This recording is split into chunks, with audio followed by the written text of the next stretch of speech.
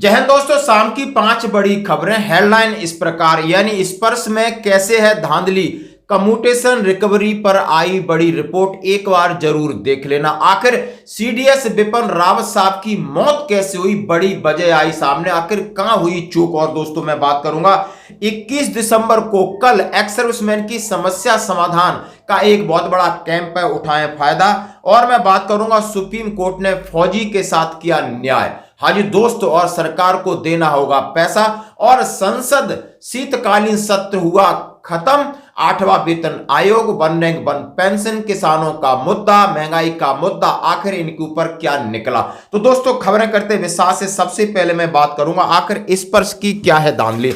आपके सामने मैं एक नॉन पेमेंट सर्टिफिकेट, और ये बात मैं कह रहा हूं सीपीपीसी और स्पर्श के बीच में।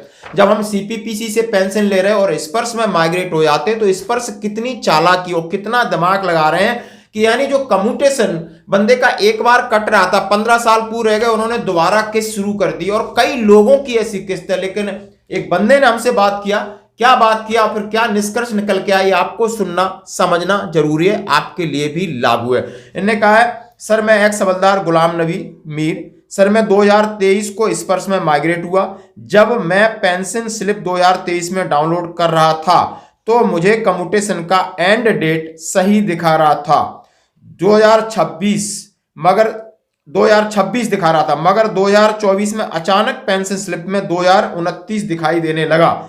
जब साहब मैंने आपसे बात किया, स्पर्श में कांटेक्ट किया, तो बोला, स्पर्श वालों ने बोला कि 2 स्टेज में कम्यूटेशन आपने लिया है तो इसी तरीके से कटेगा। फिर मैंने आपके माध्यम से बात करके हमने सीपीपीसी से कांटेक्ट किया, वहां मुझे ये लेटर मिला है। अब क्या लेटर मिला है आप देख सकते हो, सीपीपीसी यूको बैंक की है और उन्होंने नॉन पेमेंट सर्टिफिकेट दिया है, name of pensioner so and so, PPO number so and so, account number so and so. ये मैं हाइड कर रहा हूं, किसी का पर्सनल डाटा मैं दिखा नहीं सकता। लिखा है in respect of customer grievance lodged, उन्होंने कहा above mention pensioner, the customer has express grievance that the commutation end date in your record is recorded as the year 2029 in view of the same herewith enclosed the commutation detail Mr. Ghulam Nabi Mir, you are kind reference and update detail of commutation respect of Mr. so and so। Capitalise value 3,55,666 मिले थे, 3,432 कटते थे, 1/1/2012 से और 31/12/2026 पहले थी। अचानक स्पर्श महोदय ने 20,610 की एक किस्त बनाई, 188 काटना शुरू किया और 1/7/2014 से लगाकर 30/6/2029 तक रिकवरी दिखा दी, यानी और ये आप देख सकते हो, मैं ऊपर का नीचे का हिस्सा आपके साथ सामने शेयर कर रहा हूं। और इसके साथ क्या दिया, the commutation value of pension for 20610 जो 20,610 है, was paid the recovery of the same from 1/1/2012, thus the commutation end date shall be 31/12/2026। Read the commutation end date registration of commuted value pension 31/12/2026।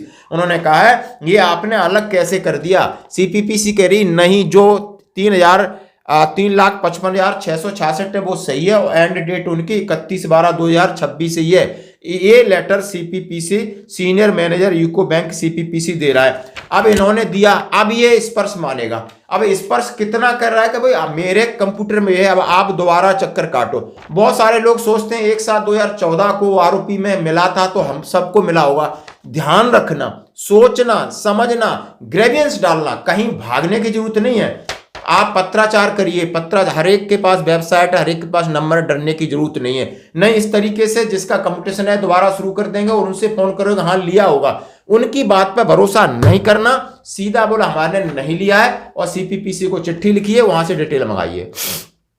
तो दोस्तों ऐसी बात पे गुस्सा आता है, दुख होता है कि एक पैसा आप दे नहीं सकते और जबरदस्ती आप लोगों को गुमराह कर रहे हैं। ये आपके सामने रिपोर्ट है दोस्तों, आपने देखी हो। बढ़ते हैं अगली खबर की तरफ। जैसा हमने आपसे कहा, आखिर जनरल सीडीएस रावत जो हम सभी जानते हैं 8 दिसंबर 2021 को तमिलनाडु गए थे स्टाफ कॉलेज में विजिट में, और उनका जो हेलीकॉप्टर था MI-17V5 क्रैश हो गया था और स्थायी समिति उस पर डिटेल की गई। आखिर इस तरह हेलीकॉप्टर क्रैश कैसे हुआ, इतनी बड़ी सिक्योरिटी थी सीडीएस साहब की, 13 लोग साथ में, उनके साथ उनकी मौत हुई थी सीडीएस साहब के साथ। बड़ी बड़ी दुर्घटना थी, देश के लिए, सेना के लिए, सबके लिए नुकसान था और हमारे वो लीजेंड थे। लेकिन आखिर में अब पता चला कि इंजन फेल हुआ था, क्या हुआ था, सब कुछ ठीक था दोस्तों, सिर्फ मानवीय गलती थी, ह्यूमन एरर था। ह्यूमन एरर का मतलब समझ सकते हो कि कोई ना कोई गलती कैसे भी इंसान से ऑपरेट करते समय हुई है दोस्तों, वहां पर गलती ऐसी होती है। और ऐसी गलती जब इतने ट्रेंड, इतने बड़े वीआईपी के साथ कैसे लोग रहते हैं, वहां पर भी ह्यूमन गलती हो सकती है।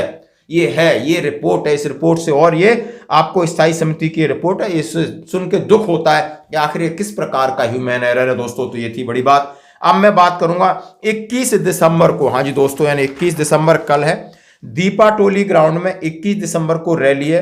पूर्व सैनिकों की समस्याओं का समाधान होगा। क्या क्या होगा? झारखंड के सभी पूर्व सैनिक ध्यान दो, वीर नारी शहीद परिवार उनके आश्रितों के लिए 21 दिसंबर 9 बजे टाटी सिलवे हेलीपैड दीपा टोली ग्राउंड में एक रैली है। जनरल कमांडिंग अफसर हेडक्वार्टर 23 डिवीजन के दीपा टोली आर्मी कैंट द्वारा किया जा रहा है। आप समझ सकते हो, रैली के दौरान कई सुविधाओं की व्यवस्था की गई। इसमें चिकित्सा शिविर, ईसीएचएस से संबंधित जानकारी, भूमि एवं राजस्व समस्याओं से संबंधित निराकरण। बड़ी बात है, सैनिकों का भूमि या ये राजस्व के बहुत मामले खासकर झारखंड में आए, उनके मामले, मुख्य बैंकों के एक्सटेंशन काउंटर, पेंशन से संबंधित समस्याओं के बारे में समाधान, आधार में सुधार, कार्यालय, सभी रेजिमेंट के रिकॉर्ड कार्यालय उनके समाधान, कैंटीन स्टोर डिपार्टमेंट का counter, army welfare placement organisation और जीवन बीमा, नाश्ता भोजन सब है। यानी ये आपसे हम रिक्वेस्ट कर रहे हैं कि जो लोग वहां पर हैं, और वेटरन ऑर्गेनाइजेशन ऑफ झारखंड पूर्व सैनिक संगठन के प्रतिनिधि दल अध्यक्ष मुकेश कुमार, एमपी सिन्हा, कोषाध्यक्ष योगेंद्र प्रसाद, प्रवक्ता संजीव, पूर्व सैनिकों ने और ये अपील की है कि ज़्यादा से ज़्यादा संख्या में पहुंच करके आप अपनी समस्याओं का निराकरण वहां पे पा सकते। बहुत अच्छी खबर है। अब मैं बात करूंगा दोस्तों सुप्रीम कोर्ट का एक आदेश। हाँ जी दोस्तों, जैसा कि सुप्रीम कोर्ट का एक आदेश सामने आया, और ये आदेश आप समझ सकते हो, आप ये बच्ची है जो आप स्पाइनल मस्कुलर एट्रोफी से है, जयसी यादव, इनके पापा हैं कॉर्पोरल प्रशांत यादव। यानी करोड़ों का खर्चा उसके लिए लगातार मुहिम चली थी, सोशल मीडिया पे चली थी, सभी यूट्यूब चैनल ने डाला, न्यूज में गया, लेकिन आखिर उन्होंने सुप्रीम कोर्ट में लगाया था, और कोर्ट के बाद सुप्रीम कोर्ट में गए। सुप्रीम कोर्ट की कल हेयरिंग थी और कल ही उन्होंने डिसीजन दे दिया। सीधा सीधा उन्होंने कहा है, आप देख सकते हैं, issue notice returnable of so and so. उन्होंने कहा है सीधा सीधा अटॉर्नी जनरल को कहा है कि इनके लिए जो भी खर्चा आता है आप पेड करें, आप ये दे सकते हो। कल ही मामला दायर किया, फर्स्ट हेयरिंग थी, फर्स्ट हेयर में उन्हें एक न्याय मिला है, एक उम्मीद जगी है कि इस बच्ची के लिए जो फाइनेंस है लगभग 14-15 करोड़ रुपए का, बहुत बड़ा होता है, एक सेना का जवान है। Sir good morning. ये कल नहीं, बहुत दिन पहले से मैंने आपको बताया भी था कि मैं कोर्ट में भी कर रहा हूँ, और इसका एक सर एसएमए पेशेंट के 205 पेशेंट ने मिलके सभी स्टेट को शामिल करते हुए एक केस डाला था इलाज प्रोवाइड कराने के लिए हाई कोर्ट में। तो वहाँ पे यूनियन ऑफ इंडिया ने सुप्रीम कोर्ट से स्टे ले लिया। तो मेरे एडवोकेट ने बोला कि ऐसा करते हैं, क्योंकि वो रिटायर्ड मेजर हैं आर्मी से, एंड आर्मी में वो लॉयर थे, लॉयर अफसर कैफ जो बोलते हैं उसमें थे। तो उन्होंने गाइड किया कि बोला अब हम सुप्रीम कोर्ट में डालेंगे। एंड जो एक सीनियर एडवोकेट हैं शंकर नारायण, वो गोपाल शंकर नारायण सर, उन्होंने मतलब फ्री ऑफ कॉस्ट अपना केस करने के लिए रेडी हो गए थे, जबकि वो एक हियरिंग का 2.5 लाख रुपए लेते हैं। तो सर ये बहुत बड़ी बात थी। कल 19 दिसंबर को फर्स्ट हियरिंग थी, और सबसे बड़ी बात कि सुप्रीम कोर्ट ने फर्स्ट हियरिंग में ही अपना केस एक्सेप्ट किया, एंड गवर्नमेंट ऑफ इंडिया को नोटिस जारी किया है, and attorney general of India को बोला गया है कि आप हमें जल्दी से जल्दी बच्ची के लिए फाइनेंशियल असिस्टेंस प्रोवाइड कीजिए, एंड नोटिस जारी हो गया है। तो सर मैं ये बोल रहा था कि जो लोग भी हमसे ये बोले थे कि नहीं ये फेक है, फ्रॉड है, गवर्नमेंट क्यों कुछ नहीं कर रही है, क्योंकि हमें पता था डीसीजीआई से अप्रूव नहीं है, जिस वजह से गवर्नमेंट नहीं दे पा रही है। तो लोगों को बताइए कि देखिए ये बंदे ने सुप्रीम कोर्ट में भी केस किया है, एंड सुप्रीम कोर्ट ने केस एक्सेप्ट कर लिया। सर इसके रिगार्डिंग एक वीडियो बना दीजिए आप सब लोग, एंड जिससे भी आपकी जानकारी में है वो उनसे भी बनवा के आप चैनल पे डलवाइए, सो दैट कि, और उसमें ये एक लिंक मैंने भेजा है, एक पोस्टर भेजा है, एंड कोर्ट का जो ऑर्डर है, जो कल कोर्ट ने ऑर्डर किया है, वो भी मैंने आपको शेयर किया। तो इन चीज़ों को लगाते हुए आप एक वीडियो बनाइए, और सब लोगों को पता चले कि हमारा केस अथेंटिकेट है, और वो हमारी बढ़ चढ़ के मदद करें। एंड उसमें ये ज़रूर बोल लीजिएगा कि सरकार ने बोला है मदद करने के लिए, नोटिस जारी हो गया, एंड समय का कुछ कंफर्म नहीं कह सकते कि कब तक कोई डिसीजन आएगा, लेकिन अगर उस बीच में आप लोग मदद कर दीजिए जिससे कि जल्दी से जल्दी बच्ची को ट्रीटमेंट मिल जाए। अगर उसी बीच में हमें सरकार कोई फंड दे देती है, सरकार हमारी मदद करती है, तो इस फंड से हम किसी दूसरे बच्चे की मदद करेंगे। ठीक है सर, तो प्लीज़ सर इस पे एक वीडियो बना।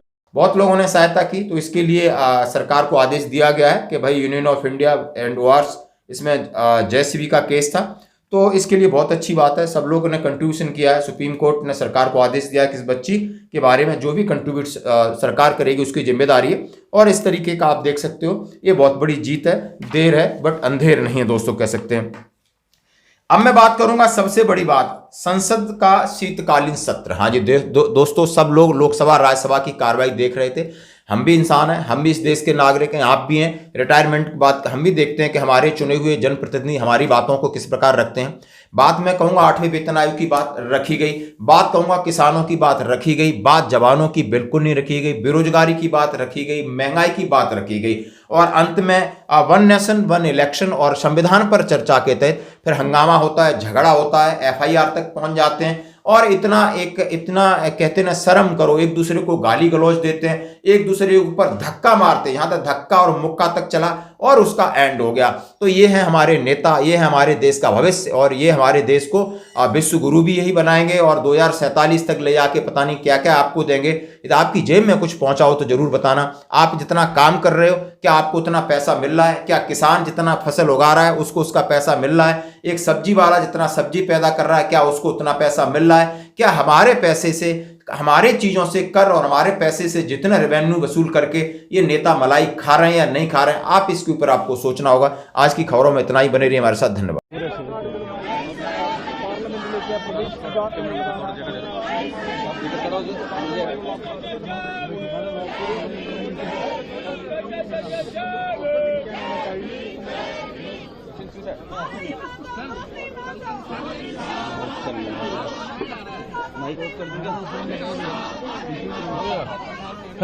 और क्या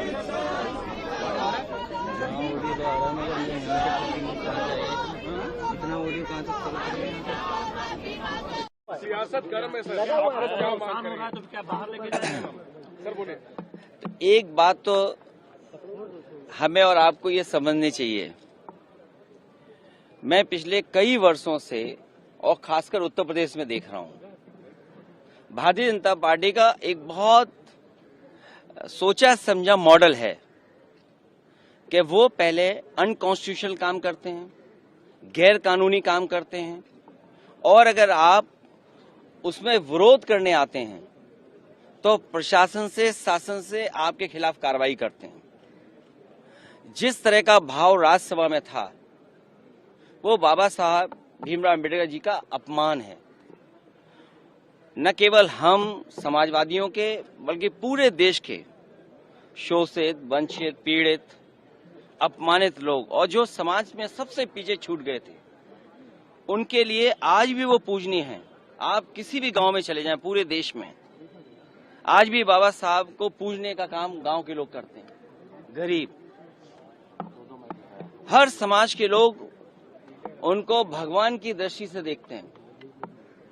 तो इस तरह की भाषा का इस्तेमाल करना न केवल निंदनीय है बल्कि शब्दों को वापस लें और माफी मांगने की जो विपक्ष की बात है उसको मानना चाहिए सरकार को।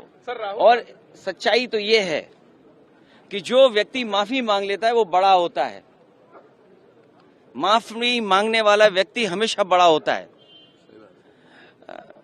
ये जो कलयुग आया हुआ है, हालांकि वो मैं नहीं कह सकता हूं कहां से शुरुआत हुई थी, लेकिन भगवान श्री राम ने के अलावा जो हमारे भगवान हैं, भगवान श्री कृष्ण ने जब अपने प्राण छोड़े तब कलयुग शुरू हुआ।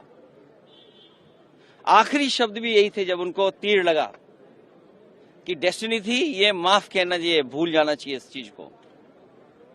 तो कम से कम सरकार को जिनकी भाषा से, व्यवहार से पूरे देश का सेंटिमेंट बाबा साहब भीमराव अम्बेडकर जी के लिए जो अपमान की तरह भाषा इस्तेमाल हुई, उस पर माफी मांगनी चाहिए और शब्द वापस अपने लेने चाहिए। राहुल गांधी पर FIR हुई है सर, उस पर क्या कहेंगे? देखिए, ये हालांकि मेरी स्पीकर साहब से बात नहीं हुई और दूसरे पॉलिटिकल लीडर से बात नहीं हुई, लेकिन ये लोकसभा का परिसर है, इसमें सबसे ज्यादा सुप्रीम अगर कोई है तो स्पीकर साहब हैं। अब सोचिए आप, बीजेपी के लोग तो स्पीकर के साहब के ऊपर भी चले गए। हालांकि मेरी किसी पॉलिटिकल पार्टी से बात नहीं हुई, लेकिन ये जो परिसर है वो लोकसभा का है, तो स्पीकर साहब के पास हम बैठ करके बहुत सारी चीजों को सुलझा सकते थे। लेकिन मैंने जो बात शुरू में कही, भारतीय जनता पार्टी के पास तरीके हैं, उनके पास मॉडल हैं, अंडरग्राउंड पॉलिटिकल उनके पास राय मशवरा आता है। वो कब ध्यान हटा दें, और पहले तो खुद अनकॉन्स्टिट्यूशनल काम करते हैं, पहले खुद गैरकानूनी काम करते हैं, और फिर शासन प्रशासन से ऐसा कुछ करते हैं जिससे कि दूसरे पर आरोप लग जाएं। और मैं तो फरक्काबाद के सांसद जी को देख रहा था, वो सर्टिफिकेट वाले सांसद हैं। अगर उनको इलाज दवाई की जरूरत हो तो उनके लिए सलाह यही है कि हम फरक्काबाद से डॉक्टर बुला करके फ्री इलाज करा सकते हैं उनका।